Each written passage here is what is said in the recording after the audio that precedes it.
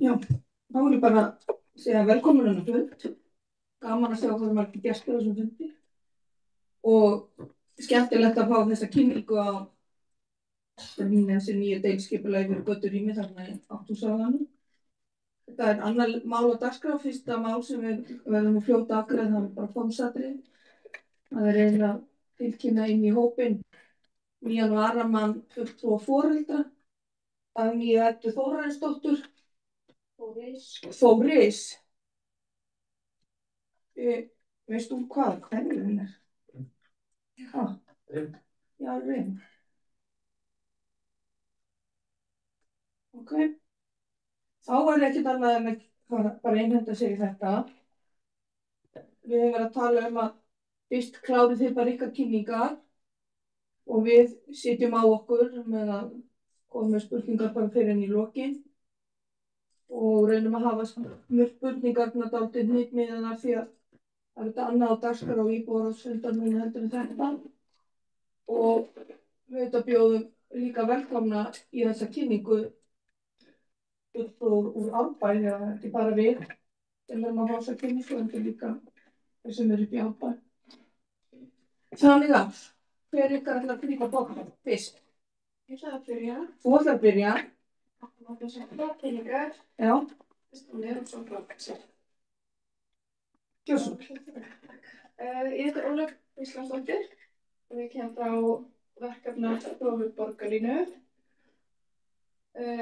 sem er í Áskrifstofu betri samgangna sem er heldur utan verkefni samgöngusáttmáls Borgarlínu og fleiri.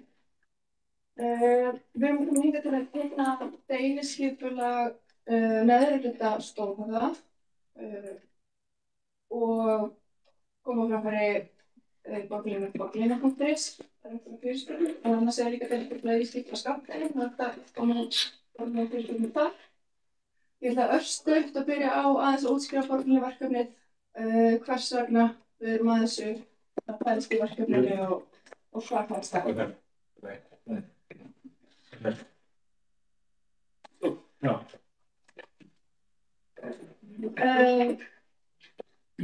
Þetta er nota 1, eða fyrsti áfang á borgarlínu sem við erum að vinna á núna. Og eins og það er frá Tónleikafli í Ártúnshöfða og Lillybæ Suðurlandsbraut og Hlemm og gegnum háskólasvæðið og verið Landspítalasvæðið þá var Fossvogsbrú og svo Kársnesið upp að Hamraborg. Og þetta er svo heildarkerfi borgarlínu eins og það mun þá líka út allar noturnar. Aðeins nánari mynd af notur 1 sem hvar hún liggur og staðsetningarstöðva og inn í hluti af borgarlínuverkefninu er borgarlínu akreinar og einnig hjólastígar og gönguleið og eitthvað stöðvar. Og af hverju borgarlínan? Það sem að í rauninni viðfangsefnið eða staðan á höfuðborgarsvæðinu sú og þessi glæra er í rauninni búin að standa fyrir sínu núna í nokkur ár að í hverri viku fjölgar íbúum höfuðborgarsvæðisins 90 manns. Það jafngildir 18 fullsettum bílum eða starfandi strætó. Og í rauninni þá erum við að glíma við þetta vanda eins og við þekkjum öll. Og í rauninni er það bara þannig að það er ekki til nein töfralausn á þeim vanda. Það er í rauninni spurningur pláss og bara hvernig borgarumhverfi við viljum búa í og búa svo til. Því að mikill fjöldi akreina tekur mikið pláss og stór bílastæðisvæði tekur mikið pláss. Og það lengir allar gönguveglendir og hjólaveglendir og gerir erfiðara fyrir að nota almenningssamgöngur.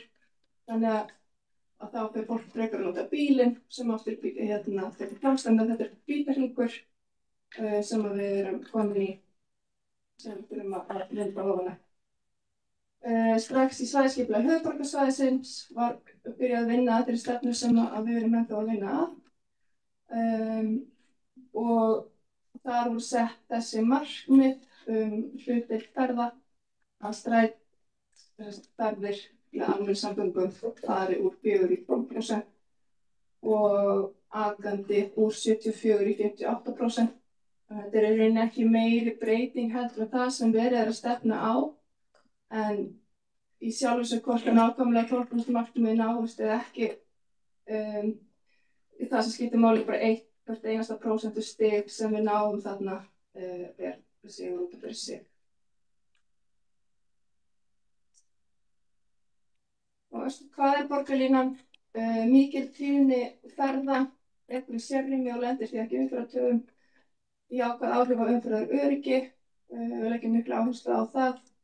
Við erum að taka svolítið göturýmið í gegn og samkvæmt nýjustu leiðbeiningum umferðaröryggi og aðgengi fyrir alla. Hún var vistvæn innlendum orkugjafa, þannig með líka drifkraftur í átt og kolefnishlutlausu borgarsamfélagi og raunhæft val að kjósa vistvænan ferðamáta og með henni fylgir net hjóla og göngustíga. Borgarlínu stöðvarnar eru svolítið hugsaðar eins og lestar brautarpallar með þrepalausu aðgengi í vagna með upphækkuðum brautarpöllum, góðu skjóli og góðum farþega upplýsingum, rauntíma upplýsingum. Og hérna eru bara nokkrar myndir af stöðvahönnuninni eins og hún lítur út. Efri myndin hérna sýnir svona, standardstærð á brautarpalli sem einn vagn getur stoppað við í einu. Og svo við sumar stöðvar verður lengri brautarpallur þar sem fleiri vagnar geta stoppað í einu og stærra skýli. Og nokkrar svona útlitsmyndir hér.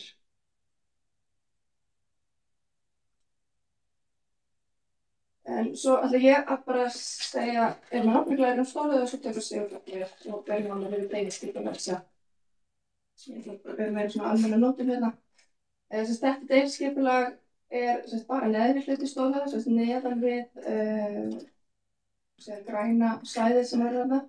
Þar er ein stöð neðan á þessu svæði við gatnamótin við Sævarhöfða. Samkvæmt nýju leiðanetti Strætó og borgarlínu verða þar 32 vagnar í hvora átt á hámarksklukkustund eða 4 leiðir.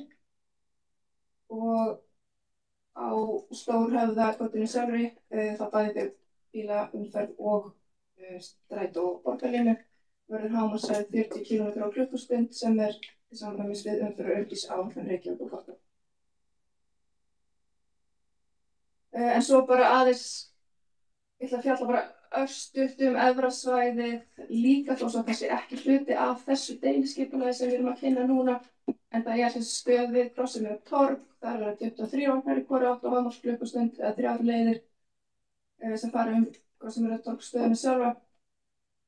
Og á Stórhöfða þar er hámarkshraði lækkað úr 50 í 40 km á klukkustund samkvæmt umferðaröryggisáætlun Reykjavíkurborgar. Og til þess að aðeins sýna tengingarnar frá þessu svæði að þá er ég þarna með skjáskot af Verksjá betri samgangna sem sýnir lotu 5 í borgarlínu verkefninu. Sýnir hvernig hún í rauninni fer frá Krossavíkurtorgi og inn í Grafarvog. Lota 5 verður ekki í sérrými en forgangur og ljósum þar sem það er hægt og aðstaða við stöðvarbæ. Og þarna sést tímaáætlun fyrir hann að flundra að vinna er ekki hafin á lok 2036. Og þetta er skjáskot af nýju leiðakerfi borgarlínu og Strætó sem sýnir svona tengingar að frá Krossavíkurtorgi. Krossavíkurtorgi er þarna við gatnamót og ég horfi á alla leiðirnar sem eru bara þau gatnamót. Það er 2 borgarlínuleiðir, það eru lota 5 sem fer í Grafarvog og sem vikna fresti á háannatíma.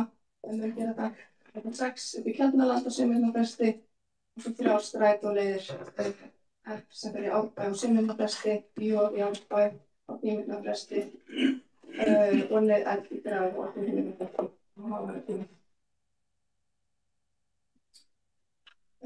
Tímalína örstutt varðandi Stórhöfða neðri hluti sem þetta deiliskipulag fjallar þá erum við samþykkta frumdragaskýrslu frá 2021 og henni er lokið, deiliskipulagið er í auglýsingu Verkhönnun svo áætluð 2008-2009 og framkvæmdir áætlaðar 2009-2011.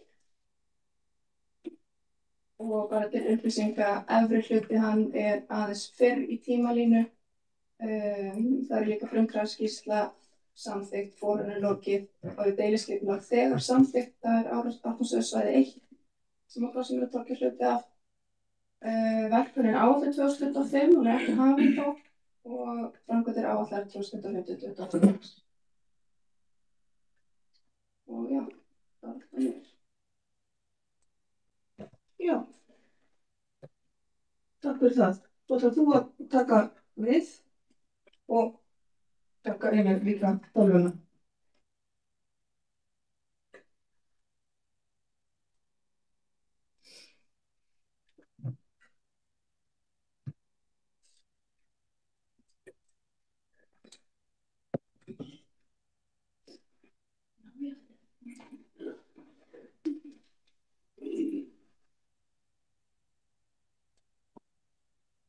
Daginn, ég frá Arkís-afgjörendum. Við erum að sjá deiliskipulagshlutann á litla renningi. Hér þetta má sjá þetta í stærri. Hvar þetta nákvæmlega staðsett.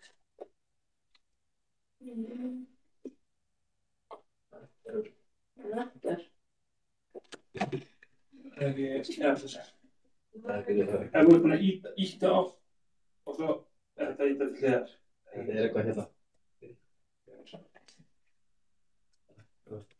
Það upp í þetta.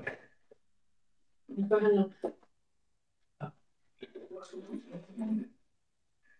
Ég tók meðan þetta þessi rauði rammi, þessi Ingvar Helgason. Nei, þetta fyrir norðar en það. Það kemur hérna. Nei, þetta norðar. Nei, það sem sortan Já. Þetta bara Ölvanar. Ölvanar. Það held ekki þetta. Það kemur, jú, það bara svona lagt í. Þetta svona fyrsta lotan sem var búin að fara yfir hún og Ólöf og þetta bara svona heildarmyndi maður lögði í rammarhluta aðskildu Reykjavíkur og það sem heildar og svo voru heildar áhrifum klipp þarna í umhverfisverði. Þetta allt samþykkt. En þarna má sjá hvað Ártúnshöfði 2 eða þetta neðri hluti Stórhöfðar, þessi staðsetning. Og svona þekkt. Í það þess að glankar svo.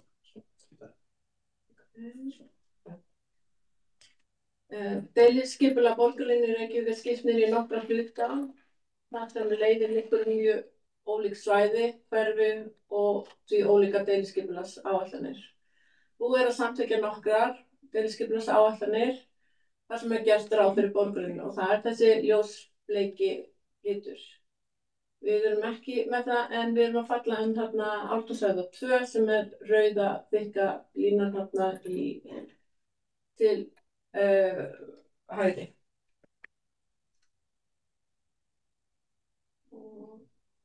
Í aðalskipulagi Reykjavíkur búið að kortleggja leiðina þar sem að borgarlínan fer þarna upp höfðann og ég held að það sé kannski ekkert lesa kannski þetta sem búið að koma fram. Og tilgangur deiliskipulags borgarlínu að innleiða borgarlínu inn í deiliskipulag í samræmi við forhönnun, rammarhluta aðalskipulagsins og umhverfismat til að svona sjá hvernig hún leggjast að byggð, núverandi og framtíðar byggð og þetta svona bara standard. En hér sjáum við deiliskipulagsáætlunina og hér hægt að sjá hana kannski nákvæmari. Má ég koma við eitthvað? Já. Neitt til að benda á eða... Nú sinna, jú, ekki mál. Það ekki hvað þarna. Já, ok. Ég heyrði að var verið að spyrja hérna Ingvar Helgason hérna áðan, en hann raun hér í næst í horninu á glærunni, hérna á suðvestur horni Glærunnar, ef þið sjá hérna. Já, svæði 6. Já, og það hluti á svæði 6. Og svona lítur hún út og hér er náttúrulega staðsetningin. En svona til að setja þetta í stærra samhengi þá var byggist þetta á rammaskipulagi sem var gert fyrir þetta svæði sem var samþykkt 2017 og þá var þessi svæði hérna Ártúnshöfðann og Elliðavoginn og Bryggjukverfi skipt niður í nokkra deiliskipulagsáfanga og eru þeir hérna merktir eins og hérna 6 sjáið þið að það er Ingvar Helgason hér og svo er BM Alla hér og gömlu brakkarnir hérna en hérna er Ártúnshöfði svæði 1 og er þetta hérna í vinnslu allt svæði. Það er búið að breyta hérna svæði eða búta svæðinu 2 í 3 deiliskipulagsáætlanir eða raun 4 með borgarlínu svo að þarna en það er raun bara þessi lína hér sem við erum að fjalla núna. Og nærumhverfið þarna í dag er við bara sandhólar og hérna er gömul malarnáma eða hvað kallar þetta sem mulningstæki hérna til að brytja niður mölina og hér eru brakkarnir. Svo það er ósköp lítið þarna núna og raun engin byggð. Hérna sjáum við nánar afmörkunina fyrir svæði Ártúnshöfða 2 sem afmarkast að Elliðaám og Sævarhöfða til vesturs, deiliskipulagsmörkum fyrir Elliðavá og Ártúnshöfða, svæði til A til norðurs, deiliskipulagsmörkum Elliðavós til við Ártúnshöfða, svæði 1 til austur og lóðamörkum Malarhöfða 10 til suðurs. En það er hérna Malarhöfði 10, það er smá af þeirri lóð hérna. Það eru 2 deiliskipulagsáætlanir sem liggja á svæðinu. Það er hérna, þetta hérna svæði, það var samþykkt núna í júlí 2024. Þetta hérna svæði 2C er í vinnslu og svo er þetta í gildi líka hérna svæði 1 sem er fyrir Ártúnshöfða og sem Óli fór inn á að samþykkt 21. Samhliða deiliskipulagstillögu verður gerð breyting á lóðamörkum Malarhöfða 10 og Þórðarhöfða 4.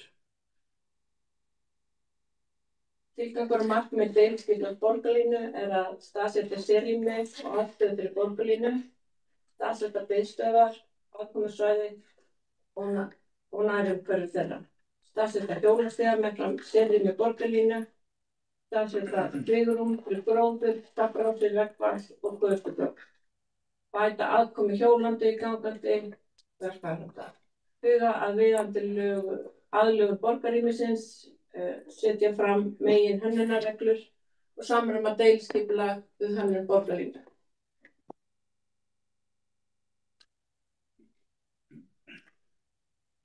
Hérna sjáum við þetta aðeins í nærmynd. Hérna sem sagt kemur stöðin og hún samkvæmt nýjustu gögnum voru það ekki kallað Sævarhöfði stöðin þetta og uppdrættin þá mun það sjást hérna nákvæmlega hvar göngustígar, hjólastígar og stæði fyrir fatlaða. Það eru einu stæðin sem verða þarna í göturýminu og sem eru þá fyrir það sem eru að koma að eða búa í húsum þarna nærliggjandi húsum.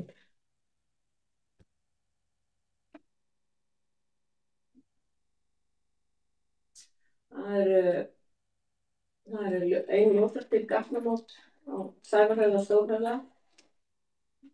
Krossgatnamót þar sem Stórhöfði mætir Sævarhöfða úr austri með bæði borgarlínu akrinum og einni bílaakrin sitt hvoru megin við borgarlínubrautina. Borgarlína heldur áfram beint til vesturs en bílaakrina beygja til norðurs og suður á Sævarhöfða. Af Sævarhöfða er hægt að beygja inn á Stórhöfðabæði frá suðri og norðri. Göngustígar og hjólastígar þvera alla arma gatnamótanna. Uppdrátturinn er sýnd með leiðbeinandi útfærslu en fullnaðarhönnun gatnamótanna er ekki lokið. Er það ekki rétt? Verkefnið er ekki hafið. Já. En, já. Hérna sjáum við það þversnið þarna í gegnum borgarlínuna. Svo að það er þarna að lágmarki 3 metrar göngustígur og 2,5 metrar hjólastígur sem er tvíbreiður í begge áttir, sirkur megin mið og gróður og gert ráð fyrir bílum og borgarlínu og hús liggja alveg að göngustígum. En það er náttúrulega eftir að útfæra í deiliskipulagi. Þannig að sunnan við. Náttúrulega að sýna einhver samþykkta deiliskipulagsáfanga svæði 2A sem er hérna hér. Það var hægt að fá einhver svona hugmynd hvernig þetta mun liggja að borgarlínan mun liggja að þeirri byggð.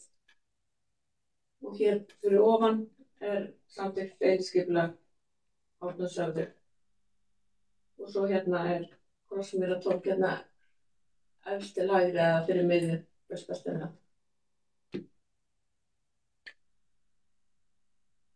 Svo ef við förum lengra fram í tíman, þá má áætla að þetta mun kannski líta eitthvað þessa átt.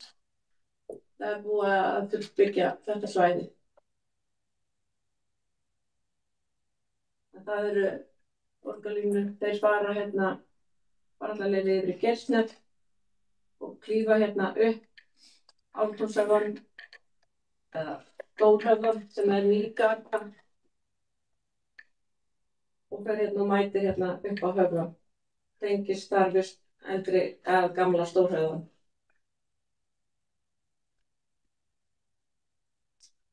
Svona líta gögnin út sem er í kynningu.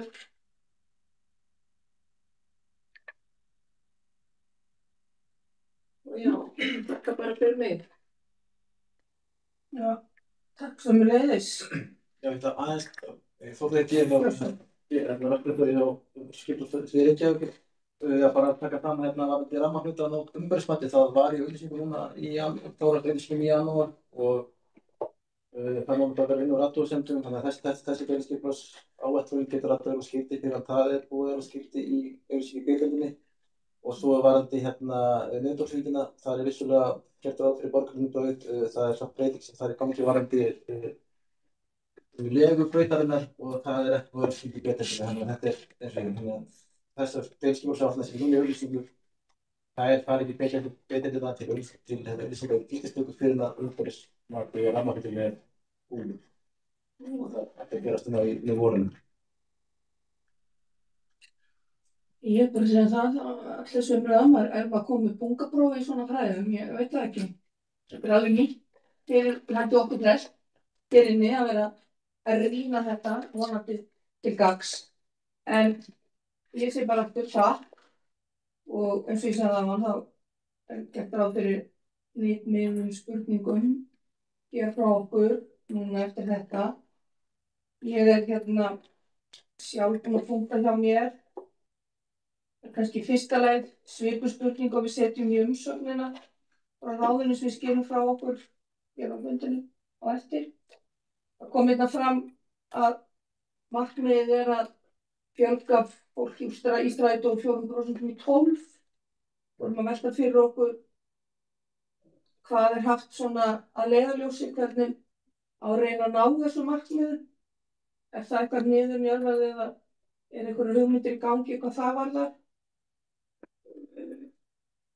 Svo hérna að því ég er búin að vera svo mikið að skoða þetta, ég sé, sem vorum að ræða hérna á fyrir fundin, ég sé einhvers staðar stendur sko Krossmýrartorg og svo annars staðar Krossamýrartorg og ég er svo pikki sko, mér langar svo að vita hvernig þetta nafn til komið. Minnir mann á þetta einhverju krossar að krossgötur eða ekki, þetta bara svona skrítið fyrir.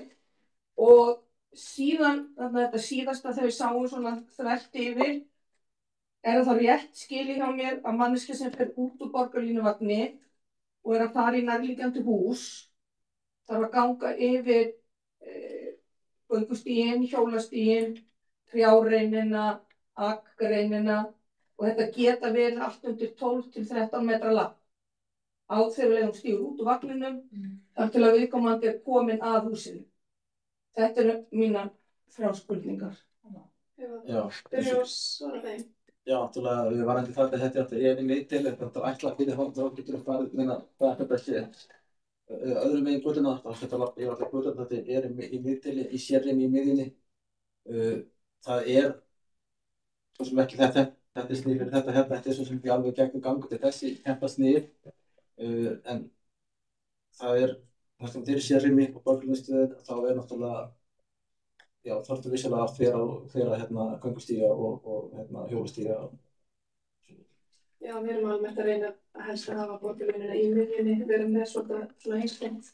Þetta hönnunlega, þetta það sem fólk mun læra á að þvera þegar það að þvera. Já, ég bara hugsa bílarnir og borgarlínur að koma. Það bara svo veður og vinda og myrkur og hitt þetta og börn að fara í ljós. Ég bara skil ekki með okkur þetta mál bara vera. Hvað mæli gegn því að sé? Svona, þetta hefðbundna á kantanum. Það er glótir það. Þá það slíkt og þetta. Þá meðist það mann sjá grunnur. Já, ég bara eftir minni. Við lögðum ekki þetta kemur fram í athugasemdunum okkar. En, nei, þetta hefðbundna okkar. Þú veist bara eins og þetta núna fyrir gangstéttabrún. Hægra settar. Já, en þá það líka þegar þú ferð og stoppar, þá ertu kannski að labba alla leið yfir alla. Já, ef ég ætla að fara þarna hinum megin.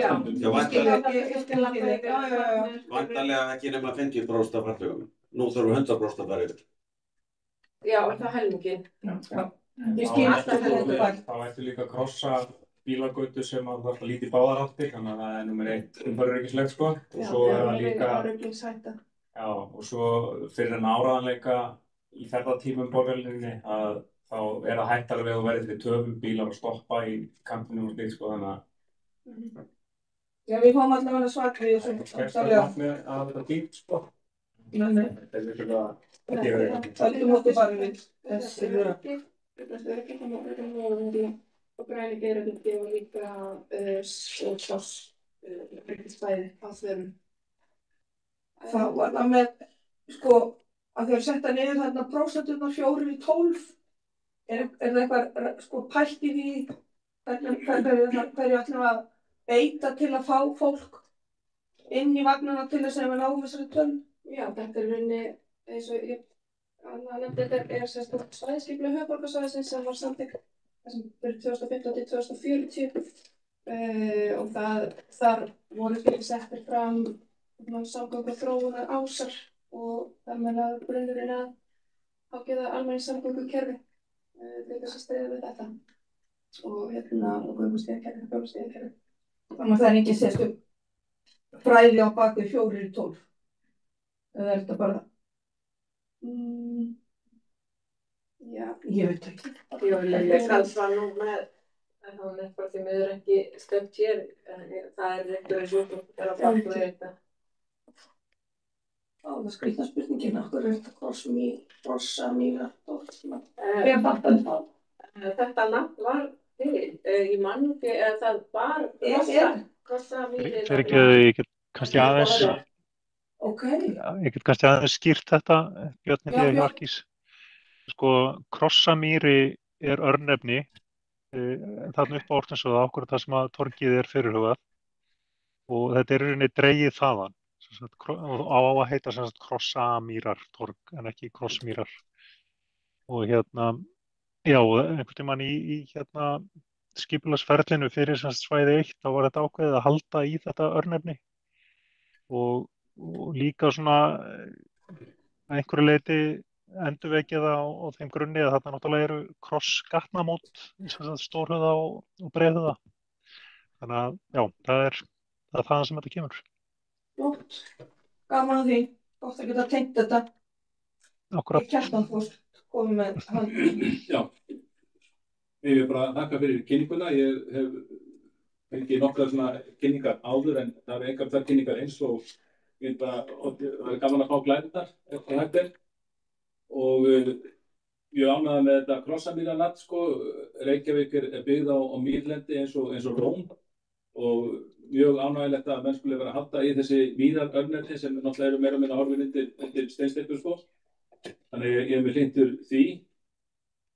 Nú annars vegar hef ég svona í stóra dæminu eins og það heitt kannski ef sendur borgarlínuna. Ég fór í fræga borgarlínuferð til Þýskalands. Á sínu tíma þá var þetta reynda kölluð léttlestarferð. Þá voru menn þá skoða léttlistir en það hittu við færustu sérfræðingar Þýskalands og stóri verkfræðarstofu sem hafði komið meira að minna öllum nýjum prójektum í Þýskalandi hvað varðaði borgarlínu. Ég tók eftir því að allsstaðar þar sem menn voru farnir út í að borgarlínu sem var þá að bæta sporvagni við strætósamgöngunar. Það var allsstaðar gert vegna sem strætókerfið var sprungið.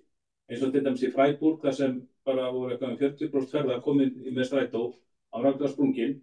Það var ákveðið að auka afkastagetuna. Allsstaðar var þetta spurningum auka afkastagetuna. Og þegar ég í spjallinu eftir sem voru að segja frá því að við varum að berjast í 4% sko ferða með strætó, þá sögðu þið bara, elsku vinnir, þið þurfum greinlegt auka afkastagetuna. Lagi bara að það kæri sig fyrir talið við okkur þegar þeir eru komnir yfir svona 25%. Ég held reyndar að það gangi aðeins betur á strætó, sko, að ég held að þessi 4% séu mjög lágpunktstaða. Ég held að þessi nú komið nær jafnvel 5% núna, jafnvel yfir 5%, sko, ef maður tekur hlutfall ferða. Og ég hef trölla trú á strætó og á almenningssamgöngum, en í staðinn fyrir að byggja til borgarlínu sem á að kosta svona mikið mörg ári viðbót, þá held ég að væri bara miklu sniðar að gera það sem við ætla að gera með borgarlínu, gera með strætó. Það var stórt skref, sko, þegar menn hurfu frá sporvagna hugmyndinni sem helst alltaf vera vitleysa og viðurkenndi bara það að það væri best að hafa þetta strætó á gúmmídekkjum. Og síðan var ég í skipulagsráði síðustu viku og þar var kynnt tillaga, mjög góð tillaga, sérakreinar strætó á Kringlumýrarbraut og þá sé ég að það á að hægrisetja þá akrein, ég spurði það, að því mér að skrifa rétt á, ég var mest hræddur um að það ætti að setja miðursetja, en þeir alltaf hægrisetja, en svo hefur verið gert með góðum árangri í Reykjavík alveg frá aldamótum og strætóstjóri segir mér að það er núna samtals 4 kílómetrar í sérakreinum. Þeir segja að strætó þurfi bara 34 í viðbót til að það nefndi ekki lengur í stíflum. Þannig það er svo auðvelt fyrir miklu minni pening heldur en 150 milljarða að bæta úr almenningssamgöngum og láta strætó bara fara í stórsókn með nokkrum svona markvissum aðgerðum. En ég efast ekki að bara öll þessi vinna er mjög faglega unnin og gerð af góðum hug, en maður svona hrekkur hans í bara í kút auðvitað alltaf þegar maður heyrir kostnaðinn, en þetta er faglega unnin og ég vil bara að því liti takk ykkur fyrir ykkar störf í þessu. Og glæðurnar hættir. Komum með fyrirtækir. Já, ég þakka vel kynningu. Ég hef verulega reyfisemdir á þessu ferli öllu og mér finnst það einhvern veginn snúast skýjaborgir frekar en raunveruleika og það virðist vera algjörlega sama hverju kostar til af almannafé til þess að ná fram hugarórum þeirra sem að er búið að dreyma lestar frá fæðingu, sko. Og það virðist vera sama hvaða sterku rök alls konar sérfræðingar leggja fram. Það er bara hlegið að því. Og til dæmis þessi miðjusetning, það er margbúið að biðja kostnaðarmun, hvað kostar að hafa hefðbundnar akreinar þannig að þetta nota venjulega vagna og rútur og tæki sem til í landinu og auðveldar að kaupa versus það að kaupa sérsmíða vagna með hurðum beggja megin sem er ekki til sem standard framleiðsla nokkurs staðar. Þessu er engi svarað og því miður virðist manni allar þær gatnaframkvæmdir sem unnar hafa verið í höfuðborginni undanfarin ár sem eru ákveðlega fáar og nánast engin til góðs að þær hafa miðað í að hindra, þrengja og hefta akandi umferð. Og þetta er ekki gott veganesti því það þarf að vera hugsa fyrir alla, bara eins og hér, ef það er rétt að þessi 30 eitthvað vagnar að fara á klukkustund, þá er náttúrulega galið að teikna þetta sem ljóst í gatnamót, þarna við Stórhöfða, sko. Það er eitthvað sem gengur ekki upp í mínum huga og það er brú við sporðinn, þannig að sko, við sjáum það bara sjálf hættuna sem það skapar og við vitum alltaf að ljósasti gatnamót eru hættulegustu gatnamót sem við getum búið til. Þannig að ég bara kalla enn eftir, sko, já, eitt sem ég ætla að nefna líka. 2011 var gerður samningur að fresta öllum samgönguframkvæmdum í Reykjavík í 10 ár gegn því að það kemur milljarður á ári í almenningssamgöngukerfið. Þessi milljarður hefur ekki bætt neinu úr í próstulega séð í notkun á vagnum eins og Kjartan fór yfir hérna áðan. Nú sýnist mér að ég að eyða 25-30 milljörðum á hvert prósent með því að ná upp í 12%. Sko, það verðist ekkert vera á bakvið. Ég bara kalla eftir að það verði einhver ábyrgð á ykkur í þessu máli. Það verði upplýst hvað kostar þetta versus það að gera venjulegar götur með strætó akrein utanverðir í hægra megin og sem sagt hvað liggur á bakvið þessa bróstöfungu. Það bara einhverjum hugarórar? Engin vísindi virkilega á bakvið þetta? Takk fyrir mig. Takk. Vill ykkur bregðast við þessu? Strætisvagnarnir opnast bara og bóklingarvagnarnir opnast bara sama hátt og strætisvagnar. Þeir eru bara alveg svo þegar strætisvagnar leggjast að stoppastöð í dag. Hurðinni hinum inn á? Nei, hurðinni er á sama stað og strætisvagnarnir í dag. Og munu strætisvagnarnir nota þessar stöðvar líka. Og borgarlínu Akranafnar. Ljósastýr, gatnamót, veita, öruggan fasa fyrir gangandi og hjólandi og þurfa ekki að vera hættuleg með góðri hönnun. Gott fyrir okkur að við fáum glæpna, við leggjum bara í þetta og þetta verður nú búin að vera og sem búin að vera að fá kynningu. Við erum allavega við allir búin að vera á 2 og Kjartan á mörgum og svo bætast við þessi gögn. Það er mjög gaman. Eitthvað meira mín kæru áður en að við hleypum þeim út í Grafarvogi. Góða veðrið. Þetta er dásamlegt veður, ég hugsa gul veður, næstum því vor í loft. Bara, já. Eitthvað meira. Eitthvað sem þið vilja koma fram fyrir, eitthvað sem þeir sem eru á netinu, hefur þú tekið því, ég hef ekki tekið því? Nei, ég kíkti á hann og ekki nönd á lofti. Þið ákvæða fólk, hafið látið ykkur heyra, þú tekið verið? Bara takk fyrir kynningu. Hvað sér Jóhanna? Engin spurning hér, þakka bara fyrir góða kynningu. Já, gaman að fylgjast með. Segjum það bara ekki hér og við sem bara takk fyrir komuna. Kæra þakkir. Takk fyrir það.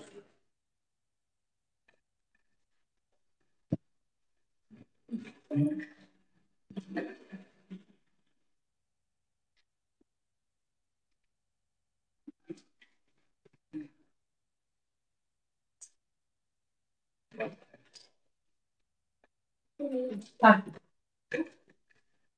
Takk fyrir. Aðeins að vopna út. Já. Fólk er talað á súrefni. Það voru við komin að því að leggja formlega fram umsögnina í boðaði en að ramma hérna. Þetta getur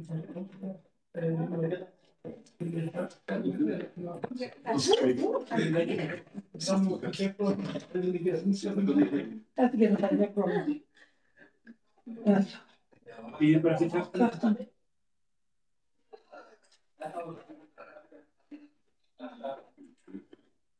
Var nokkuð búið á samfund? Erum við ekki enn í á fundinu?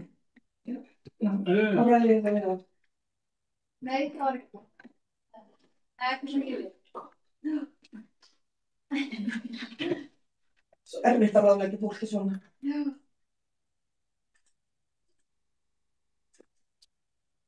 Pressa núna, fína meiri.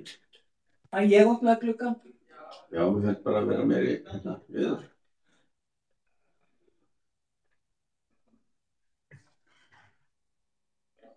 Á þess að snjó aftur í miðri viku eða undir næstu helgi. Á morgun bara. Snjóaði bara árum. Já. Það finnst þig hiti sko. Ég bara hlaupið í morgun, það var grænandi rigning og þvílíkir pollar hérna, sérstaklega á göngustíðum núna.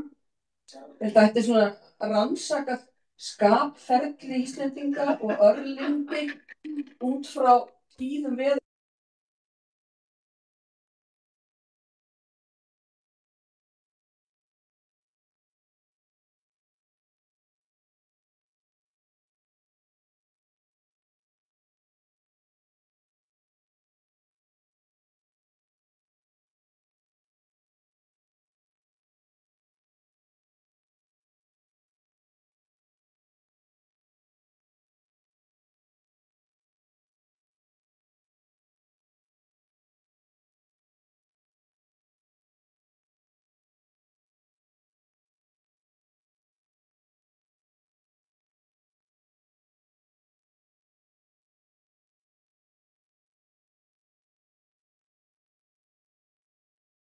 Já.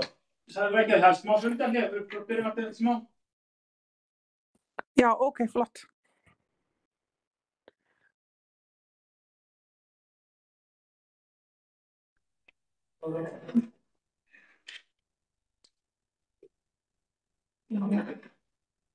Komin. Já, jú. Það er svo margt og sem á dagskránni í dag, þannig að það sem ég var að setja þarna aðeins inn á Facebook-síðan okkar í dag, við myndum eitthvað ræða betur og svona kannski aðkomu íbúarans Grafarvogs að öllum þessum framkvæmdum og breytingum og uppbyggingu í Ártúnsholtinu, Ártúnshöfðanum segi. Við myndum það kannski bara hugsa þetta aðeins á milli funda og ræða þetta svo aftur því að Það er svigrúm og þetta fram til 7. mars. Já, og vegna þess að þetta eins og við sáum á þessum kynningum áðan, þá er bara verið að vinna alla þessa vinnu með aggalítinn bita. Já, þetta Þetta er bara aggalítil sneið af heildarmyndinni.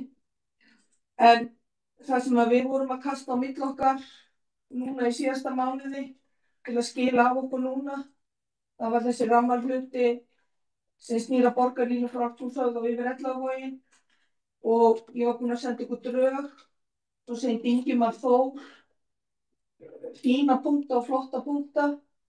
Ég tók alveg heilmikið af þeim inn í aðra útgáfu og svo kannski tók eftir, tók líka áherslur úr því sem að hafði komið frá Árna og Kjartani í sambandi við slys og slysavarnir og síðan lagði ég til þetta í lokin þetta að við myndum safna í sarpinn svona frekari pælingum sem jafnvel eru komna núna í kjölfar þessar kynningar núna áðan þegar þá eftir að taka auðvitað deiliskipulagi, þannig að þá gefst aftur tækifæri á að taka þetta allt saman upp og það er auðvitað allt fyrir utan og ofan svo hvað sem okkur finnst heildarverkefnið. En eins og kemur fram við viltu varpa upp þarna Heimir umsögnin okkar. Þá veit maður ekki hvað fyrir var þessi. Þarna eins og kemur þarna fram, þetta svolítið í takt þess að ég var að tala áðan á Facebook að íbúar hefur ekki beina aðkomu að skipulagi Ártúnshöfðasvæðisins þó svo að á síðum borgarinnar tilheyri þessi hluti alveg upp að Vesturlandsvegi okkar yfirráðasvæði þá hefur bara svo margt breyst með tilliti til allar þessar uppbyggingar. Það finnst mér við þurfum að skoða það aðeins. Þá leggur ráð ekki mat á legu borgarlínuna þarna niður. Ég hef engar allavega prívat og persónulega engar forsendur til að meta hvort að vegurinn ætti að liggja svona eða hinsegin. Þannig að þetta er orðað svona en leggur áherslu á að framkvæmdi við þverunin við Elliðaárnar og Geirsnes, það verður vandað og tekið mið að viðkvæmu umhverfi og fögnu þessari hugmyndum að færa þverunin að vestan. Hún talaði áðan norðar, ég veit ekki hvort er réttara, frá eiginlega á mótsvingar Helgasonar sem var ég að varpa því upp áðan og aðeins nær sorpunni. Hún segir norðar, eigum við ekki að breyta orðalaginu í umsögninni þannig að það sé í samræmi við það sem að hún talaði áðan, hún notaði þá átt. Það væri að fara norðan. Síðan í framhaldi eiginlega af því sem að fundinum sem við vorum á við Árni var á staðfundi, ég á netfundi. Það var farið yfir leguna alla á borgarlínu 1 í gegnum miðbæ Reykjavíkur og það var dálítil umræða það, óra pælingarafni að undirstrika mikilvægt þess að vanda til verka við endanlega ákvarðanir. Þetta ekki alveg endanlega ákveðið hvar þessi lína liggur akkúrat í gegnum þéttasta miðbæinn, Fríkirkjuveg, hvar fram hjá Ráðhúsi til dæmis, þetta ætti að koma og þess vegna setjum við þarna að meta vel áhrifin og skoða hvort blandaðar akstursleiðir geti verið raunhæfur kostur á völdum köflum. Mér fannst minna að tala það hérna áðan að það gæti verið ákveðnum köflum þá þyrfti borgarlínan einmitt að fara inn í blandaða umferð.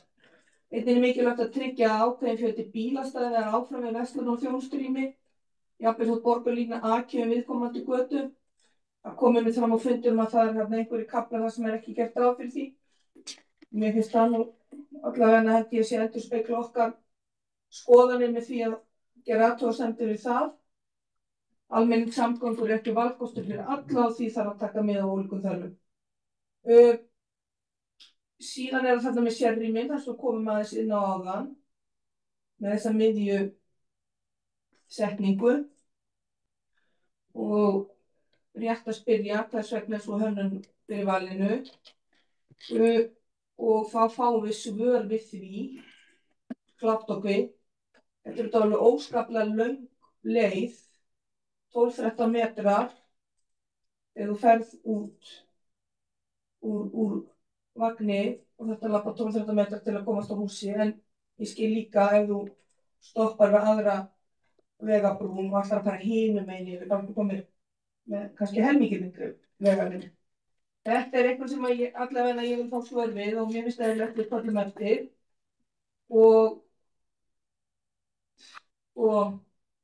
þessu hönnun sem lögð til eftir því að farþegareglum aldrei fyrir að fara yfir akbrautir til að komast til og frá stoppustöð sem eykur slysahættu, líka vegna sem við erum að tala um fólk á öllum aldri, við erum að tala allavega veður, birtuskilyrði og langan vetur og spurningum hvort að verði þarna þá svona ljósa stýrðar akbrautir. Þegar ég stýr út úr vagninum og ég þarf að lappa yfir, get ítt og takka og kemur þá græni kallinn og ég kemst yfir. Síðan þarna þarf ég að laga krossar, sagði það ekki? Krossar, mýrar. Já, það er alltaf bara þetta A og eftir SS. Upp í Spöngljá með endastöð Egilshöll er rétt að einu stoppustöðum þar sem leið verður þetta Krossamýratorg Spöngin og Egilshöll. Hann svaraði mér áðan hérna svona óformlega því ég spurði þetta að það gæti alveg komið til fleiri stoppustöðvar, einfaldari og þá kom meðal annars niður við hornið á Ólís. Við spurðum einmitt það í bréfin okkar íbúaráð til þeirra sem að skipuleggja það svæði. Tókuð eftir tíminni hjá honum aðan? Já. Hún á ekki að breytast? Nei, ekki þarna. Nei. Leiðir semst innan Grafarvogs verða áfram með 20 mínútna tíðni og þá væntanlega hálftíma á kvöldi. Það er einmitt þess vegna sem við setjum þarna undir að þar sem leiðakerfi strætó á að tengja borgarlínu og mynda samhangandi almenningssamgöngukerfi er mikilvægt að tryggja að farþegar úr öllum hverfum Grafarvogs komist með góðum mót og stoppustöðum borgarlínu. Mælanleg markmið með borgarlínu á að auka hlutdeild almenningssamgangna úr 4 í 12 fyrir árið 2040 því það farþega fjöldum almenningssamgöngum að fjórfaldast þessu tímabili. Og búið að setja niður þær leiðir sem nýta á til þess að ná þessum markmiðum. Við leggjum miklu áherslu á að nýta leiðakerfi strætó, að nýtt leiðakerfi skipulagt með þeim að markmið að þjónusta öll hverfi Grafarvogs úr upphafi og mynda þétt net ferða. Það að vera, það er rétt orðni. Ef þetta er ekki tryggt gæti það haft neikvæð áhrif á árangur borgarlínu í að breyta ferðavenjum fækka bílum á götum borgarinnar, stytta ferðatíma og draga úr slysum. Síðan kemur hann í lokin það sem Ingimar kom með. Það var þetta að okkur langar að fá að vita raunstyttingu ferðatíma á svona ýmsa þarna valdastaði frá héðan og til dæmis að Spönginni, Hamrahverfi, Staðarhverfi og hvernig í Grái og að það Lækjartorgi, Kringlunni, Nýja Landspítalann, út á Reykjavíkurflugvöll, Mjódd og Hamraborg.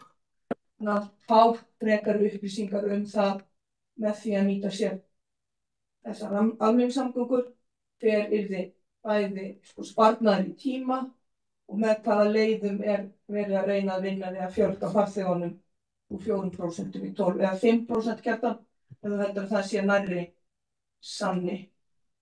Ég hef ekki séð þá tölu, búið að mæla þakkstæði. En mér finnst eins og, þetta er aðeins skilgreiningatriði, mér fannst þetta eins og að við aðeins verið fjöldi strætó síðustu 5 árin. Ok. Bara gott láti gott að vita, maður segja það. Þannig að þetta svona með þessum leiðréttingum á nafninu. Mér finnst þetta gaman að þetta sé örnefni og þetta séu sem sagt vegamót. Mér finnst það frábært. Ég alltaf beðið til því að einhver þarna í húsgagnahöfninni eða húsgagnahöfninni sjálfsbók breyti nafninu sinni í Jörfa, því að bærinn sem var þarna mjög lengi, hann hét Jörfi. Það sem húsgagnahöfninni núna, þetta var bara flottur sveitabærsfræði. Mér finnst það bara mjög vel til fundið því að þú segir eftir ég farið upp í húsgagnahöfn, en þú ert kannski bara að fara í Bakararmeistarana. Já, sko. Já. Og Krossmýri hefur örugglega verið í landi Jörfa. Þá er þetta svona. Kemur þessu til leiðan. Er það það? Já. Já, þú segðu. Við minnaðum svo. Við bara breytið sér tölvugefna. Já, það var eitthvað við það. Það er upp í Jörfa. Já. Flott. Eruð gott fólk. Er þetta þá komið svona? Já. Þá er það Sundabrautin. Sko. Ég var búin að finna mynd. Má ég standa þarna? Get ég staðið þarna? Þegar myndin kemur upp. Ég standa bleila.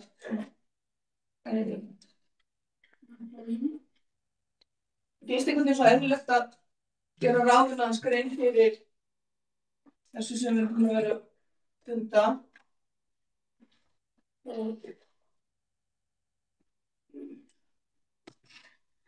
Aðeins, ég er smá baslega. Það var dæltileg. Það er ekki mál.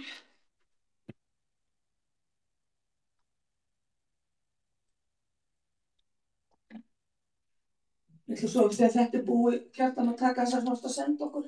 Já, takk. Sendur hana tillögur Já, ég fann þessa mynd, hún er gömul, fann þetta margar aðrar ýmsar hugmyndir og tillögur sem eiginlega væri ósanngjarnt að nota því að það er ekki búið ákveða neitt í þessari legu. Og það er búið með þessum samráðshóp þar sem íbúar átti einn fulltrúi og íbúarsamtökin annan og Ólafur hefur mætt þar og það er líka fulltrúar neðan úr Vogabyggð. Ég tek ekki eftir á fundum og Kjalarnesi en það getur vel verið að þessi líki fjarfundi. Að við erum búin að halda sem sagt 6 fundi og það er búið að fara sem sagt nokkuð skipulega í gegnum fyrst heildarhugmyndina. Það er búið að fara í hvernig þetta er unnið, umhverfismat og fleiri sem þar eftir. Og þá eftir að halda núna 1 fund en 7. fundi seinna í mánuðinum og þá verður hann hafa umræðuefni þar.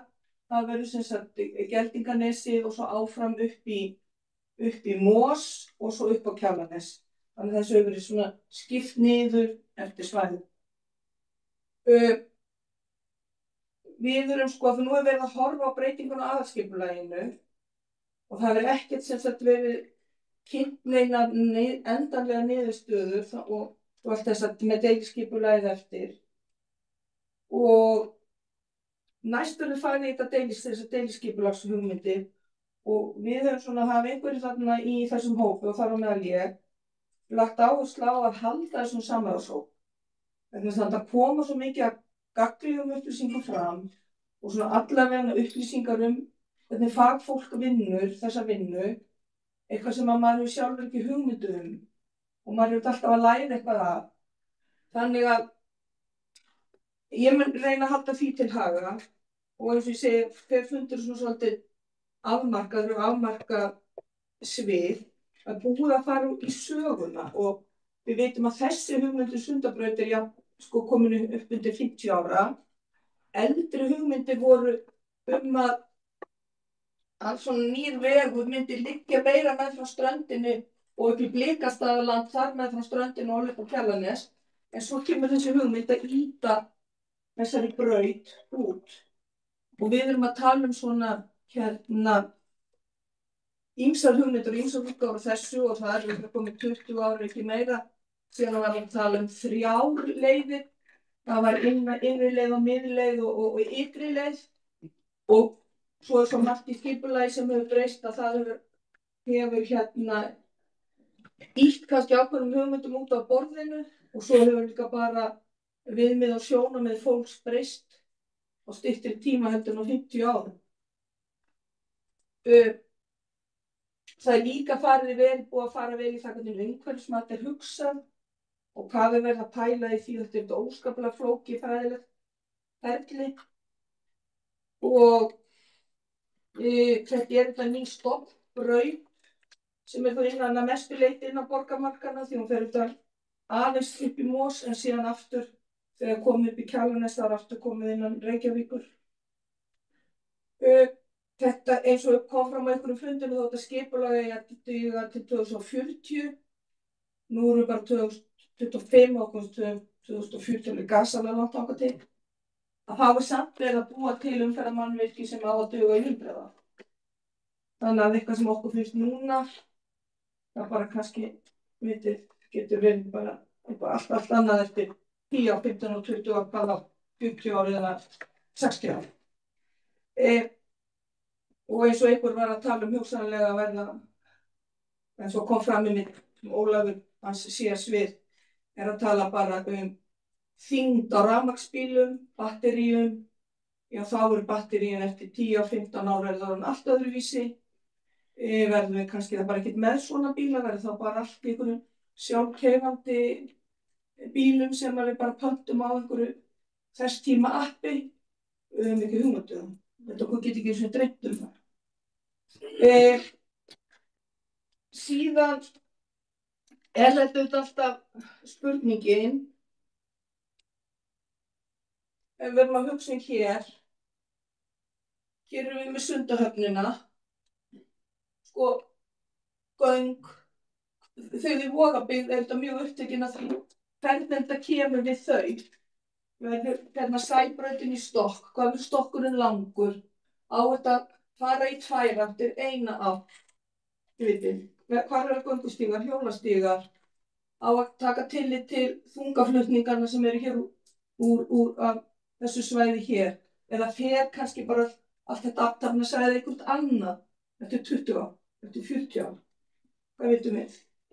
Þannig að þetta er ótrúlega mikla pælingar og verður þetta brúka, það brúna að vera há, ef þetta verður göng, hvernig verður þau, hvað verður það að lenda, ef þetta verður brú, verður þetta þá vegur, hvað er vegurinn að liggja, hvað er vegurinn þá hugsanlega að tengja þetta svæði hér og þetta Geldinganes, þetta verður göng, hvar munið þau opnast. Þetta er endalaus að pæla og okkur getur fundist eitthvað hér og nú, svo bara heyrir maður einhver rök eða eitthvað sem einhver segir sem maður veit meira og skilur betur heldur en maður sjálfur og þá fyrir maður að hugsa, já, ég er alltaf að hugsa eitthvað hér og nú en eins og ég segi þetta er svona framtíðarmúsík og umhverfismatið er þetta hljóðvistin, loftgæðin, það er umferðarþungin, það er ásýndin, það er lífríkið bæði í sjó og vatn og dýraríkið og svo svona mætti áfram telja og þetta auðvitað rannsakað. Það tekin einhver sýning á Svarfaðarstað hérna eftir þessu öllu saman.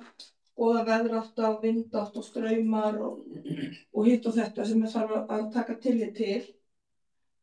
Þannig að það sem búið að gera núna á þessum 6 fundum eiginlega að koma okkur sem eigum sæti í þessum samráðshóp einhvern veginn gefa okkur mynd af því hvernig þetta unnið, hvernig þetta hugsað, hvaða sjónarmið þarf að taka tillit til og að við erum að skipuleggja til framtíðar.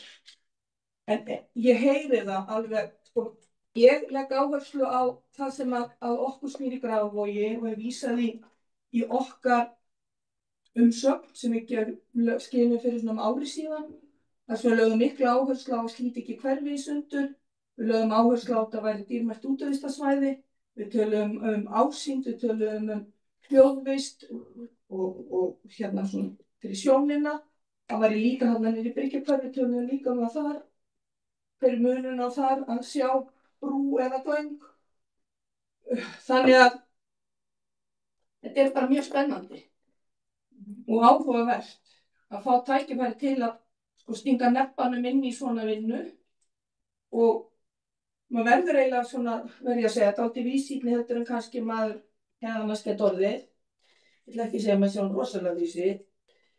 Og síðan kemur þetta inn í þetta það byggðaþróun. Og það var það sem kom fram fundin hérna áðan. Maður gerir sér ekki grein fyrir því að hverju ári hvað fjölga mörgum hér í bænum og hvað því að það margir bílar og hvað því að það margir strætór og svo framvegis.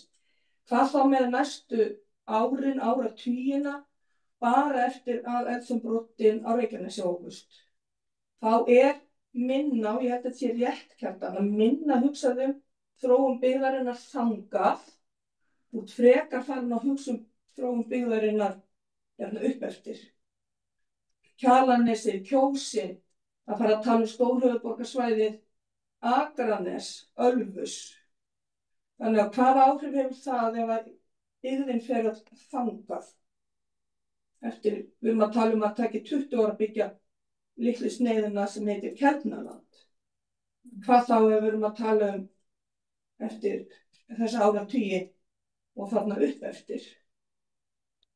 Þannig að þetta nú komið svona og mér finnst sko svo nauðsynlegt að fyrst ég tók að mér að taka þátt í þessum samráðshóp að segja ykkur aðeins frá því hvað við erum búin að vera að gera og að það ekkert fast í hendi enn. Það bara verið að safna upplýsingum, velta upp ýmsum möguleikum og ég heyri alveg það sem að við leggjum áherslu á hverfið, slíti ekki sundur, umhverfið, útivistarsvæðið, en þau sem búa hér, og hef ég ekki heyrt í þeim í Mosfellsbæ því samfundur ekki búin, að þetta þetta ótrúlega, sko, við hugsaum okkur þetta hugsað að koma upp að sem Holtagarðar, og þar kæmi þetta upp og á það að fara beint eða á það að fara í sérhverja áttina, hvert umferðin að fara, það er líka svona tékk á því. Við tökum eftir því þegar við erum að keyra heim svona 4:30 eða ekki, þá eru þessir flutningabílar allir komin á stað og verða þeir endalaust alltaf að koma héðan, verða að koma héðan eftir 10 ár, ég veit það ekki. Það breytir fyrir mig. Eitthvað sem við breytir stórt spurningum. Þetta er besta mynd sem ég hef séð. Já. Stórt þetta til það, náður ekki? Nei, ég er svona klátt. Náðu þetta okkur gammal til skýrstu? Já, ég náðu þessu bara í Google þetta. Þetta er bara 2016 eða eitthvað. Þannig að mér finnst þetta bara vera áfram svona. Mynd segir ótrúlega mikið. Já. Miklu meira þetta en einhver mynd sem ekkert sönn. Já. Þú getur ekki komið með neina sannleika í þessu máli. Og leiðilegt að sjá hvað allt svo rosa grænt þannig að hægra meginn. Svona brúntir okkur. Já. Hvað þetta? Þetta er líka gólvöllurinn og Keldnalandi. Það bara kemur svona eins og bara skoðirinn. Ekki eitthvað skemmtilega í þessu mynd bara? Er þetta samsetta myndir eða? Nei, ekki. En þú meinaði mér þetta nú ógulega. Eins og maður búin að vera duglegur í garðvirkjunni. Já. Þetta er ótrúlega reyndið því sko. Þetta gerist þegar gervihnattamyndir eru settar saman, þær eru ekki endilega teknar upp á sama ársfjórðungi. Já, það ekki, já. Svona kortum. Og drakkarta.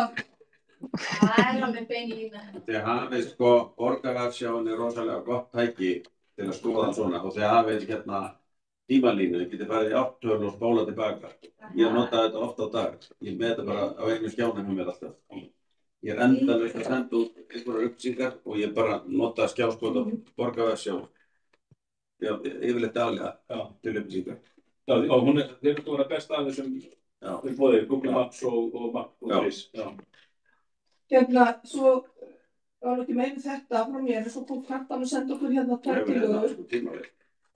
Mig langar Kjartan að því að við höfum verið að ráðið hefur hann frá upphafi á undir ýmsum formerkjum verið að álykta gatnamótin og ég vil bara taka allt saman og koma með á næsta fund af því að þetta mál sem okkur við erum öll saman að skoða og eftir þú líka nefna Hallsvein og ég sé það bara, maður þarf ekki að vera neitt rosalegur fræðingur í þessu öllu saman að það skiptir heilmiklu máli göngu að brú þegar það verða göng undir á það væntanlega enginn Hallsvegur.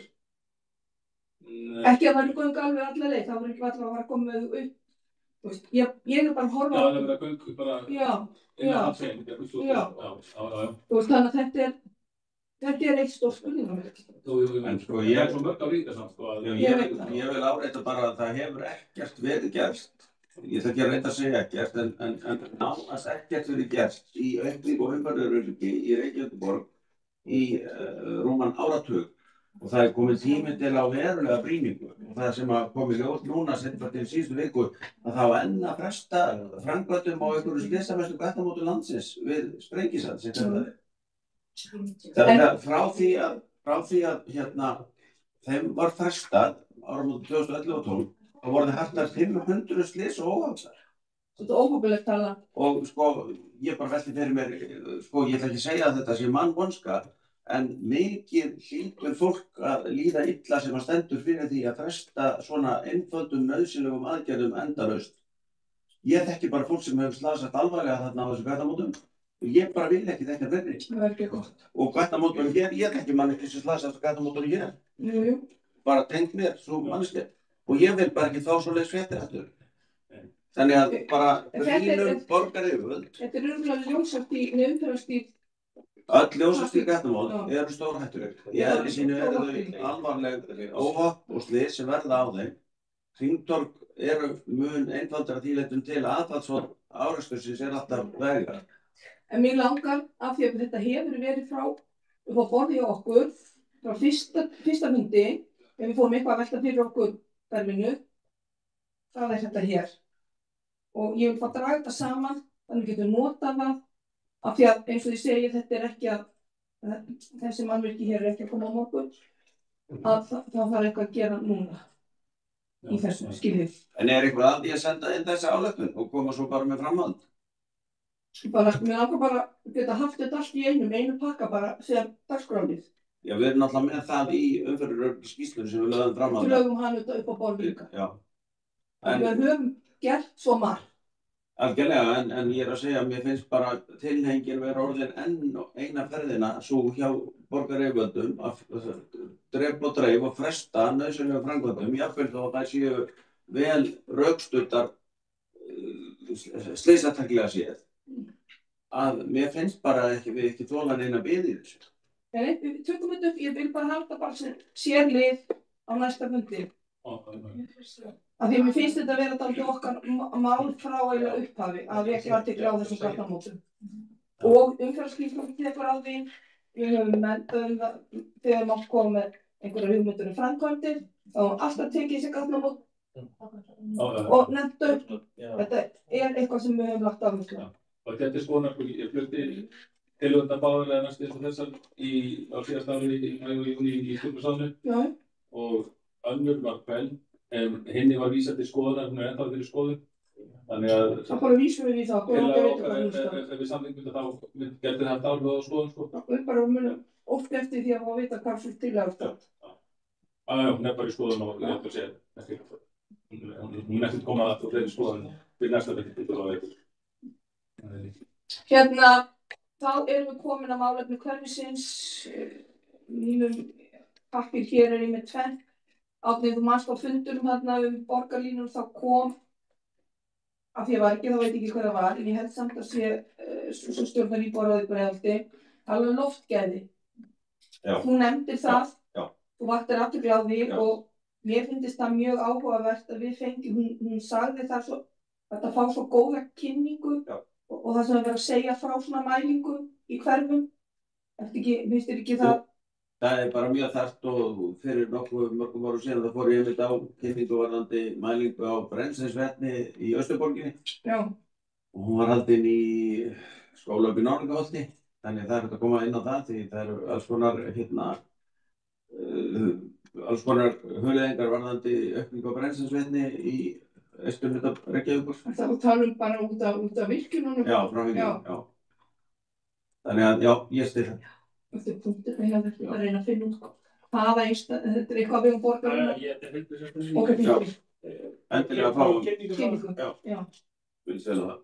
Síðan er það Hrönn Valdimarsdóttir sem ég sendi þarna frá okkur erindið út á lóðinu þarna á Fjallkonuvegi 1. Hún hafði samband, sagðist við ekki náður í þennan fund, en ég mun með góðu fyrirvara fyrir næsta fund, banki bakið á henni og hérna vita hvernig því líður að fá svör við þessum spurningum. Það er svo skrítið að þessar spurningar tengjast svolítið líka með því sem við vorum bara á kynninguna á núna eða á þetta horn þarna niður frá. En þetta er búið að vera svona lengi inn á skipulaginu hér alveg frá því að bara fyrstu tíð á þessari lóð. En þess að maður velta fyrir sér þvottastöð, þvottaplan, alveg frá fyrstu tíð þegar þvottakverfisskipulagi verður til og þá að tala þvottaplan, en nú er þessi þvottastöð og þetta bara ekki þjónustafi í leiðendur að fara. Fólk spyr aldrei hvað þetta er og því finnst einkennilegt að íbúar skuli ekki hafa verið upplýst. Þetta er berlínlega, þetta er bara afgreitt. Ég er ekki að segja að það sé neitt aðtórt við þetta, langt í frá. Já, ég skilur. Ég finnst það líka. Og tilnefningin er að fólk nota þvottstöður og það er bara allt gott um það að segja. Ég er ekki þvottastöðuna ennþá einnig frá. Á einn stöðin. Ég nota það ekki, það er heimið á mig sjálfur sko, en hérna. Já, hún er það. En einnig á húsum hana. En það er bara eðlilegt að íbúðaráðinu sé sýnt svo virðing að þetta sem kynnti íbúðaráð, þá getur við svarað. Það eru þrír ólíkir aðilar búin að spyrja mig hvað sem ég verið að gera og ég hef ekki grunn. Ég sé að það verður að vera afgreitt í júní, þegar við verðum þannig sumarfrí. Sko, það var þannig í gamla hverfisráðinu og okkur var sendt svona laga til kynningar. Þetta á að vera alveg með þetta eins og aðra framkvæmdir í hverfinu. Þannig ef þetta hefði verið, ég segja, starfstíma ráðsins, þá hefði það væntanlega verið gerð. Ég á vona því að við fáum það svo. Það er að taka húnna? Nei, það verður bara eitthvað að grafa og gera og eftir rannsóknum ágæts aðla sem var að spyrja mig þetta, þegar ég sagðist ekki þetta, þá fór hann að gramsa og googla og bara að gera. Og þá senda mér upplýsingar það ætti að fara að gera þvottastöð og þannig ég er búin að þvottastöður Ef ég var að leita upplýsingum í síðustu viku, þá fór það í formlega skipulagsferli og auglýst og allt. En mig rekur ekki minni til þess að íbúar hafi verið sérstaklega upplýst að þetta hafi verið til að hafa verið auglýsingum. Þetta er eitt af tekníum hlutverk og ráðan á sínum tíma allavega, sko. Já, en það er til dæmis að fá út af þessum ártúnsöðari. Þannig að þau eru með eitthvað kríteríu hjá sér. Þannig að ég fagnaði að Ólíði sé að gera eitthvað, ég er ekki á móti því. Ég er að segja að mér finnst bara borgin ekki standa sig í stekkinu og upplýsa okkur, sko. Þetta er mér, þess að var líka væntanlega. Er þetta á reiknum þar sem að Landsbankinn var? Já. Það er það sem verður að grafa. Alveg á grunninu. Já. Þannig að þetta var hús og verður hús og það er ekkert kannski endilega því að ég það bara hefði verið eðlilegt að upplýsa. Já, fólk bara verður þetta opnar augunni að sér eitthvað svona breytingar. Já. Þá spyrða mann eins og með stekkun á leikskólanum í Hlaðhamra 52. Já, passar. Meira, ég var ekki komið með neitt annað undir málefni hverfisins eitthvað sem grannir á ykkur. Og það verður ekki skemmtilega að ræða þessa frétt sem ég setti inn í dag stórkostlega hækkun gatnagerðargjalda. Ég hef bara pínlitlar áhyggjur af því þegar kjarabarátta hjá fleiri hópum þá endurskoða gerðar kjarasamninga núna í september ég fer rétt með, ég var nú á fundi opinbera daginn. Og ef að borgin og hið opinbera ganga fram fyrir skjöldu og hækka alla kostnaðarliði og gjaldskrár, þá hefur það náttúrulega áhrif á kjarasamninga. Og ég myndi áhyggjuefni ef að Reykjavíkurborg að fara út í hækkun á gatnagerðargjöldum í bygginga og allar bygginga og ég vil yfir 80%. Finnst þetta bara ekki ná nokkur á? Ég fékk Ég bara áhyggjur af þessu. Ég sendi upplýsingar. Já. Af því ég hafði bara samband strax. Sko það ekki eins og lóðarnir í ódýrar. Sko mörg sveitarfélög út á landi afhenda lóðarnar fyrir sáralítinn pening en innheimta gatnagerðargjöld. Það ekki eins og því sem til að dreifa Reykjavík. Ef þú fær láð þá kostar hún augun út. Síðan þetta borga innviðargjöld. Svo þetta borga þetta auki gatnagerðargjöld. Þannig það er ekki eins og borgin sé að afhenda lóðarnar fyrir slik. Nei, þetta er þetta málefni. Á sama tíma vantar íbúðir og sérlega íbúðir sem fyrsta eign. Og þetta ekki til þess að bæta ástandið í því. Þannig ég hef bara áhyggjur af þessu og ég skil bara ekki stjórnsýslu borgarinn. Ég hef bara velar áhyggjur af bara hvað þeir verið að pæla þeirra. En þú Þetta er peningarnir okkar. Já, en þú sást svarið að rökin, þetta væri til samræmis við það sem gerist í nágrannasveitarfélögunum. Já, lóðir þær yfirleitt ódýrari. Og síðan væri auknar kröfur yfirborðs, nú komið svona faglega heit, yfirborðs, hjóla, geymslu, stæði og bíla. Bíla við hjólageymslur, ég að spá hvort það væri bílskúr, bílageymslu. Já. En ég hef alltaf staðið, þeir væri skattlagðir fyrir sko, en þetta er eitthvað nýskattlagning væntanlega þá hjólageymslur, eitthvað skýli væntanlega. Skýli, mér finnst það trúlegt eins og sér við margar Og bílaskýli, ég held að bílaskýli. Hingað til hefur það sem hefur verið kallað á fagmáli veðurhlíf, ekki verið skattskylt. Það er kannski verið að búti nýjan tekjustofn, en ég er að segja að mér finnst bara alvarlegt mál. Ef að borgin er svo illa stödd, eins og við svo sem heyrum rökstuddar fréttir af að hún eigi varla til neitt skeiðar í daglegrekstri, að það þurfi að fara í svona. Þá myndi ég vilja byrja á hinum endanum að skoða hvað er að í rekstri borgarinnar, ekki að skattleggja þegnana meira. Það er nú verið að þjáttni minn. Ég ætla rétt að vona það. En Má ég slóta inn í? Já. Ég sé þið ráðið traktingar mitt síðasta sumar, Fjallkonuveginn. Já. Þegar við höfum verið í sumarfrí. Þegar þið voru í sumarfrí. Og verðum við tekin í landhelgi. Svona eitthvað. Fengu þetta? Já. Var það sent á ráðmenn? Það er ekki sent á ráðsmenn, þetta var sent á ráðið, sem þetta póstfungaráðsins. Já, kannski. Já, ok, þá var þetta bara... Ég bara get ekki gert nefn Nei, ég veit bara hér mikið niður fyrir og heikja hans út af þessu og þetta er þetta fyrst og fremst kannski klagar þetta upp á byggingaraðila og þau sem að kaupa lóðir og hefur þetta einhverjum tímapunkti áhrif á íbúðaverð. En ég get heldur ekki skilja okkur Reykjavíkurborg ætti að vera með lægri tölu þarna eftir nágrannasveitarfélögin. Þetta snýst stóra samhengi. Lóðin kostar X. Já, ég veit Ef lóðin er ódýr og það hafa sömu byggingaraðilar bent á til þess að koma í veg fyrir lóðabras, þá ættu lóðirnar vera ódýrari en gatnagerðargjöldin dýrari. Já. Þar með er hagnaðurinn á lóðabraskinu ekki eins mikill, sko. En hér Reykjavík er allt dýrt. Lóðin er dýr, innviðargjöldin eru dýr, gatnagerðargjöldin dýr.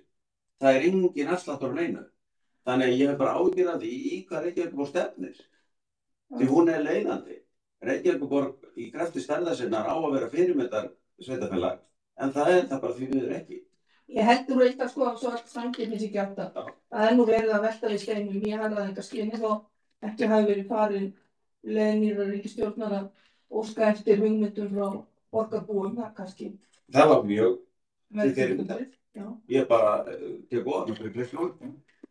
Þannig að þetta er bara svona og allir búin að fá þessar upplýsingar. Já. Hvað liggur að baki, hver er ástæðan og eins og ég sagði mitt líka þarna með okkar góðu skýrslu stöðu umferðaröryggismál og þá köllum við þetta eftir bættu viðhaldi á götum og betri merkingum og eins og kom fram í þessum gögnum sem fór til ykkar þá duga þrátt fyrir þetta boðuðu hækkun sú upphæð ekki til að viðhalda þeim kröfum og þeim áætlunum sem að bæði borgaryfirvöld og þá íbúa borgarinnar óska eftir, sko. Þannig að málið liggur bara svona og er komið eitthvað formulega feril innan borgarkerfisins, eða ekki Kjartan? Jú. Ég ætla bara að vona að minni hlutin sameining nú. Ég skipti fyrir öll og stendur vörðum hagsmuni almennings í þessu sem öðru. Já, þetta verður tekið fyrir á Pálsson á morgun. Já, flott. Og ég reikna með að við bókum á móti þessu í borgaráði á fimmtudaginn og ég reikna með að við greiðum atkvæði á móti þessu í borgarstjórn á morgun, en ég veit ekki með hinna flokkana. Ég veit ekki, ég varst með sósíalistar sem verður á móti þessu. Annað sem að brennur aðeins á íbúum sem að hafa áhyggjur af þessu þéttingaráformum, að nú hefur ekkert test það átti að tilkynna í janúar, nú í janúarliðin.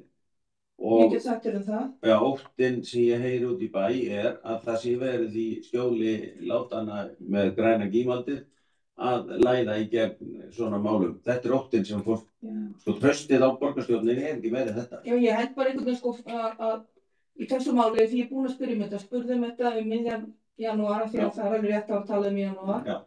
Og það var haft sambandi við arkitektana og þá sem þetta mál fjalla, að þetta væri að vera tilbúið og ég er búin að biðja að ég verði láta vita að þetta verði tilbúið, þannig við getum fylgst vel með því og við árétta að fyrst að fólk tók svona vel við sér og sendi inn rökstuddar athugasemdir á algjörlega nýjum forsendum og auknu aðgengi heldur en nokkuð tímann áður hefur gert.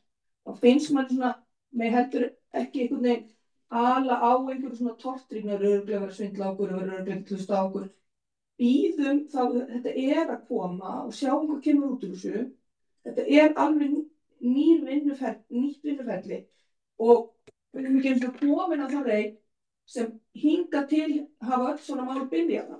Þá erum við þá búin að fara í gegnum allt þetta. Þannig ég held að ættum bara sko að bíða eftir að þetta verði lagt fram og sjá hvað út úr því kemur. Ef þetta er síðan ekki hlustað á góðmyndbrest, þá finnst mér mjög eðlilegt að fólk bregðist við því. En ekki áður. Að gera upplýsa þá sem stóðu í brúnni í þessum andmælum. Það verður alveg örugglega gert, en mér komum fram á fundi sem að ég satt með Einari niðri í Ráðhúsi og fulltrúar frá hinum hverfum voru á að sá hópur yrði líka upplýstur það, því það var að tala þá fundinn manstu úr Rimaskóla, hvort þetta bíða eftir þessum, þannig að fólk hefur þá eitthvað að tala hvað það varðar. Ef ég upplýsi mína tengiliði stöðu, hvað á ég að segja? Þetta er að verða tilbúið. Nú er bara rétt annar eða 3. febrúar. Það er þá upp á miðjum febrúar. Ég get ekki sagt miðjum febrúar, ég get sett hausinn að veði.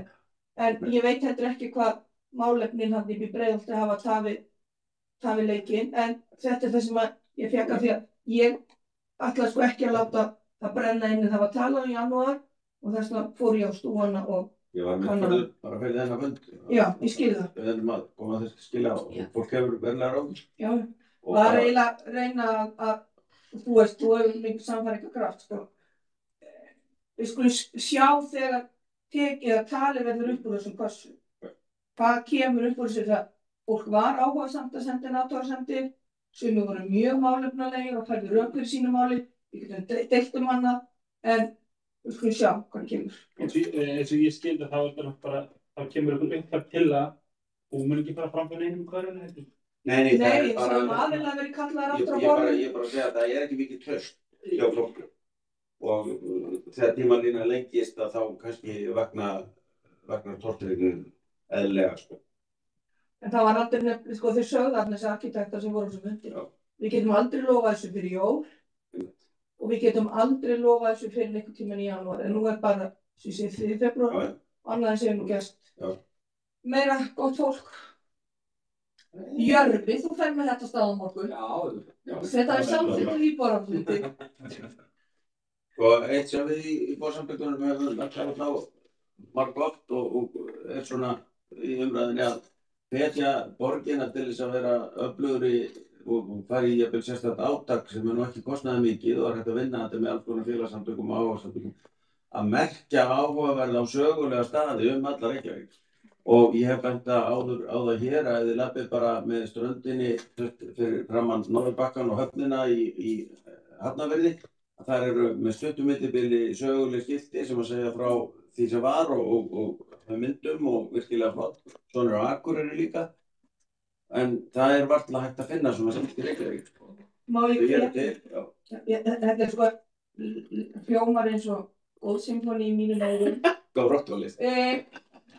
Ég sko, mér finnst vettvangur að tala félagssamtök, íbúasamtökin eða korpúlar eða hvernig sem eru væri hægt að standa fyrir þeim svona sögugöngu sem fyrsta skref. Já, það hefur við gert þetta. Já, og merkið einhvern veginn, vinna þetta með að þetta er fullt af svona skemmtilegum. Ég get ekki skortið inn í, kannski þekki kjartaðan betur þar sem er löngu reynslu en í borgarsögusafni, sko það er aðeins sem hefur komið inn í önnur íbúð, var eitthvað svona ekki taka þetta með vorinu. Jú, ég held að vera ekkert að setja á list að fá kannski innlegg á þeim, kannski gæti þeim verið eitthvað haugur í hotni. Flott, kjartan. Þetta var í gaman sko, ég held á hann Emil hafi verið með svona, hann búið með svona sögugöngu sem tónstólki sko, en ég held að hann hefur verið mjög skemmtileg. Og svo er það bara þannig að það eru bara eins og í Örby allir staðir. Þetta er ótrúlega bara raunni vel skráð. Páll Líndal, fyrirverandi borgarlögmaður, hann gaf út aukætti til Reykjavík sögustaði við Sund. Og merkjadrift og manni sýnist að hann hafi örnefnakorti því og hann hefur alveg lagt alveg sérstaka áherslu á þessi nýju útkvæði eins og Graf og Breiðholt. Og svo var einn mannlendinni, formaður þar sko og þá rann í rifja að hvað Breiðholtsbærinn er bæri sem Breiðholt hefur kennt við, þannig að ég selja hverju fyrir ofan nýjar heimilið og rosalunni mjög vel varðveittar þóttir. En það byggði kringum, þetta er samtalið algjörlega skjólsætt og mikið sælu reitur. Hvergi Jú, sem sagt... Það kom ekki það núna? Já, sem sagt, bara eitt mitt síðasta verk, bara í nefndinni árið 1908 og ég bara snöru ekki að semma ferli mínum að það er mest. Og það var enginn, það var verið að dreita niður sko menningarskiptum út allan miðbæ og bara á ótrúlega sko litlum tilefnum og alveg bara og svo komstu skrifa hvað það kostaði, þá voru þessi skiltirunni ódýrari heldur en áttu vona á því væri, þannig að það var ekki kostnaður sko. En það var sama, ég held ég hef aldrei lent í að erfiðu bara út á nokkru máli að keyra gegn þetta skilti og já, ég með svo hætti þessi formaður nefndarinnar og nýformaður tók við en ég svo bara eftir með miklum leiðindum tókst okkur fyrir lok kjörtímabilsins að fá þetta skilti sett upp. En algjörlega í andstöðu embættismanna sem vildu fara, sem voru á sama tíma að drita niður skiltið við miðbæ. Þannig að ég held að þarna mætti sko algjörlega að gera á það. Við eigum sko skilti í Laugarnesi. Það er gaman að ganga á Laugarnestangan og sjá þessi skilti þar. Já, það er einmitt. Já, og það hefur líka verið aðeins út í Viðey. Svona aðeins svona örnefna. Já, einmitt, já. Og það var Viðeyjar sko, það var rauninni... Var þetta Viðeyjarfélagið? Jú, þetta Viðeyjarfélagið og sér að Þórir sem er og það var sko verkefnisstjóri Viðeyjar sem ég held að hann hafi svona ítt á eftir þessu. Ég held að í Laugarnesi var ekki bara Oddfellow sem alltaf hann að baða þetta hvort þið styrkt þessu eitthvað en að því Oddfellow Hollsveitarspítalinn í Laugarnesi var flestur síðan að fyrir Oddfellow því. Sko mér finnst þetta mjög skemmtilegt og ég búin að hugsa þetta oft á mörgum stöðum sem svona þyrfti að vera. Hvort sem við verðum með þetta svona einhver skjöld, þið viti, sem því miður verður svo oft listtjáningu einhverjir að fjöltjóni en svo getur maður hugsað eitthvað nýtísku, sko, er til ykkur sögu upp eða getur maður farið ykkur ratleik, getur maður sótt eitthvað inn á neti, Grafarbúrinn, Gufunesin, sögustaðir, náttúruminjar, jarðmyndanir, geti farið eitthvað staðar inn á eitthvað svæði og náð mér í. Já, en þá til Viðey sko, þetta er svo, Viðey var svolítið skiptarleik, svolítið til fyrirmyndar, en það var svo augljóst að Viðeyingafélagið hafði haft forgöngu, því að skiltin eru eiginlega orðin of nákvæm, þetta er of mikið bara persónur. Rættar alveg þrjár allir aftur í tíman sem er rosalega merkilegt fyrir sko Viðeyingafélagið en ekkert fyrir venjulega túrista. Þannig að við vorum eitt ræðum daginn að því ég er í nefndinni sem stóð við að það er endurnýja skiltin og gera þetta svona meiri almennu fróðleikur fyrir túrista. En svo er hægt sem við erum komið þess að hafa kúir góða. Þannig að það getur maður heila ekki bara Nokkra blaðsíður viðbót til á sig nennan að lesa það, sko. Heyrðu, á ég ekki að gera pínu litla, ég skal bara heyri mínu tengileiðum sem hafa brenna fyrir þessu og búa til svona smá einhverja, ekki með tillögu en svona smá dæmi. Þetta er næstu hópur. Já, það er semst og skulum við endilega fá frá sögursafninu. Ég er búin að borgarsögursafninu. Já, kannski í marskvöldinni eitthvað svona á. Nei, eða apríl eða hvað sem er. Ég sýndi ykkur eitthvað hérna inn á Borgarráðsjóni. Var þetta ekki hverfið okkar þarna? Þá er hérna... Jú, þetta er komið á... Þetta fann í menningarminjar. Já. Og svo er þetta fornleifar til dæmis. Hann tekið fram að þetta sé í ferli, þetta sé nú ekki fullburða dæmi. Það eru ágæti menn sem ég þekki hérna í gráfunni sem að brenna svolítið fyrir þessu. Já. Já, heyrðu. Hvað var bara einn gröf, nákvæmlega? Hann var hér einhver staðar fyrir... Bara undir við læknum bara alveg þarna einstum við. Já, ég er ekki alveg viss hvað. Það var gaman. Það eru, ég hef síðan þóttir þetta, ég veit ekki hvort það er bara einn bæ. En ef svo væri gaman að leggja þér. Það er ekki hægt að leika sér eitthvað þarna. Naustatangi, þetta voru síldartangar. Þarna var dregið fyrir. Ég fór sögugöngu á Vinstri grænna fyrir síðustu kosningar. Bara og ég hrósaði þeim. Það var Líf Magnúsdóttir og Stefán Pálsson. Stefán er nú fyrir svona. Þetta var bara æðislegt og bara ég hrósaði þeim og ég sagði bara aðrir flokkar eiga að taka ykkur til fyrirmyndar.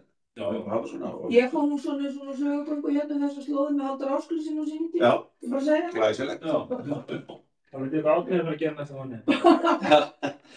En við skulum við skulum bara senda á okkur hugleiðingar og það verður ég vel kannski næst eða þannig að þetta vera með. Það var loftgæðin og svo fyrir að hugsa þetta þegar. Já, það ekki.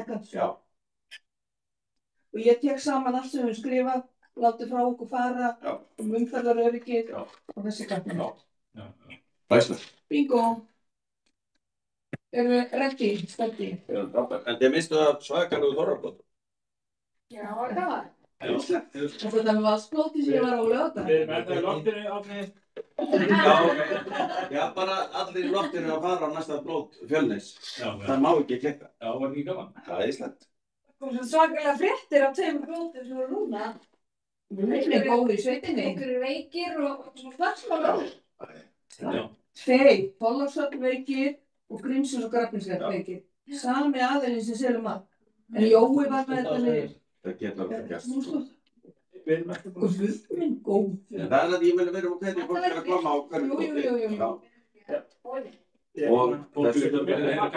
Viltu fara loftinu eða viltu... Já, en